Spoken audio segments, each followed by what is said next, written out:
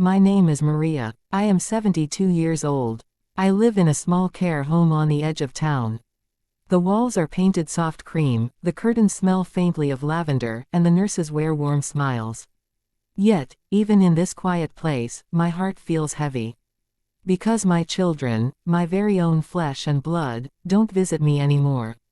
Every morning, I wake up before dawn. Old habits die hard. For decades, I rose early to prepare breakfast for my family: hot porridge, fried eggs, freshly baked bread when times were good. Now, I rise to silence. The only sound is the shuffle of slippers in the corridor and the occasional call of a bird perched outside my window. As I sit at my little wooden table, I stare at the framed photographs lined neatly in front of me. My son, Daniel, at his university graduation, smiling proudly in his cap and gown. My daughter, Sophia, holding her baby in her arms, her eyes glowing with love. In those pictures, I see the world I once carried in my arms. I see the reason I lived, worked, and sacrificed. And yet, those faces, once pressed against my cheek, now belong to a world far from me. The past I hold on to. I was not a perfect mother, but I was a present one. I worked in a small garment factory for years, sometimes taking extra shifts, just to buy school books, warm clothes, and Christmas gifts. I stitched until my fingers bled, but the thought of Daniel and Sophia's futures gave me strength. Their father, God rest his soul, passed when they were still young. That left me both mother and father.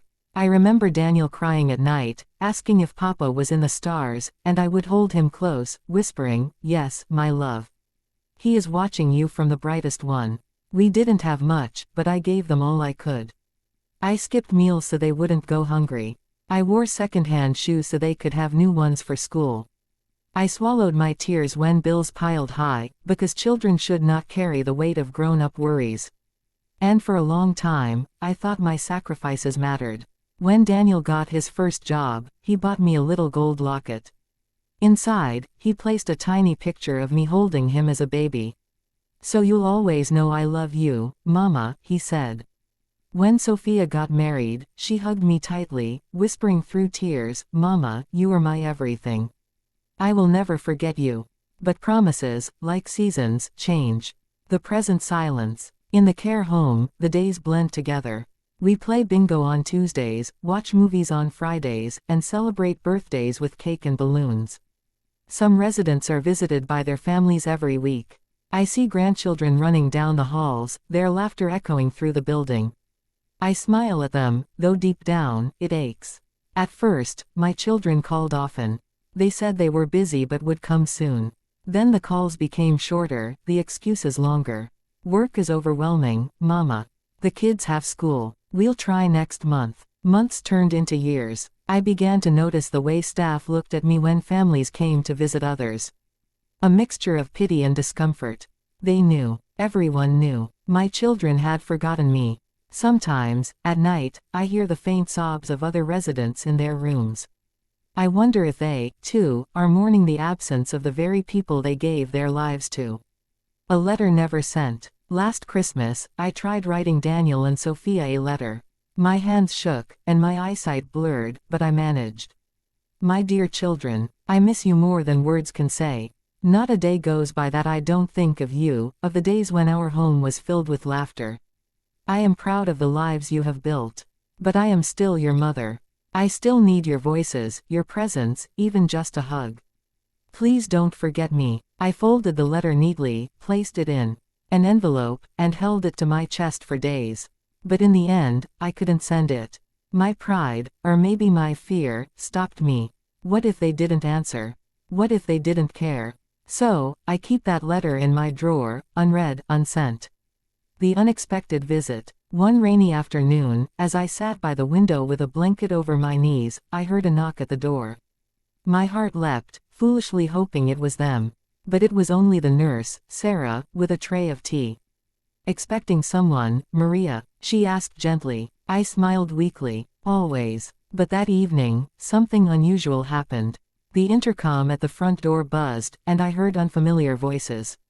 A few minutes later, two figures appeared in the hallway. It was Daniel and Sophia. For a moment, I couldn't breathe. They looked older, wrinkles etched into their faces, tiredness in their eyes, but they were still my children. "Mom," Sophia whispered, tears already falling. "We're so sorry." Daniel knelt by my chair, taking my frail hand in his. "I should have come sooner. I was selfish." My throat tightened. Words failed me, but my tears spoke. They explained how life had swallowed them whole: jobs, children, bills, endless responsibilities.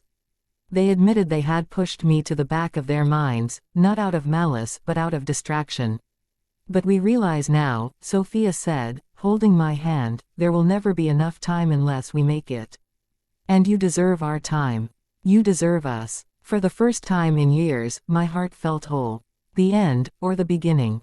Now, they visit often. Every Sunday, Daniel brings his children. They call me Grandma Maria, and sit on my lap, listening wide-eyed to stories of their father's mischievous childhood. Sophia calls me almost every evening, sometimes just to say goodnight. I know life is not perfect. I know there will be days they cannot come. But I also know I am no longer forgotten. I look back at my sacrifices and realize they were not wasted. Love does not vanish, sometimes, it just gets buried under the noise of life. But love, true love, always finds its way back. And as I sit here, surrounded by laughter once more, I whisper a prayer of gratitude. Because even though my children forgot me once, they remembered me before it was too late.